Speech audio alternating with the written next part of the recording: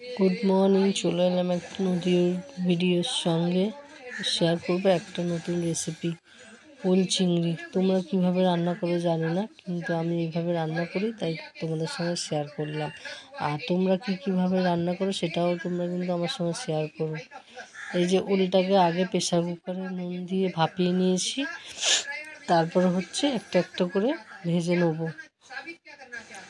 ভেজে নিয়ে পুরো লাল হবে না, মানে মিডিয়াম ভেজে নেবো। নিয়ে চিংড়ি মাছটা ভেজে নেবো, দিয়ে এতে দেবো পেঁয়াজ, আদা রসুন বাটা, টমেটো, আর কি নুন হলুদ যেরকম কষে ওরকম কষে নিই।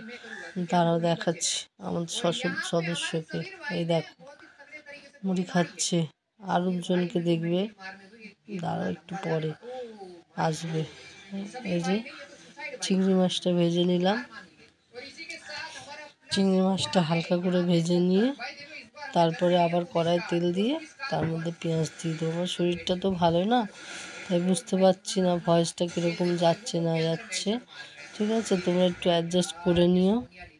এই যে দেখো আরও দুটো সদস্য আমাদের পরিবারে, এই যে মানে ওরা একা খাবে, ওকে খেতে দেবে না, এরকম ব্যাপার।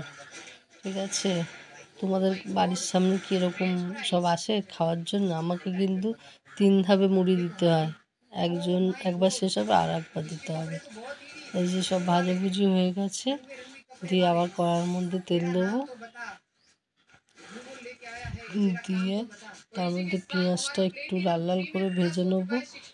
নিয়ে তার মধ্যে আদা রসুন বাটা, টমেটো সব দিয়ে ভালো করে কষে এই যে জল দিয়ে দেবো।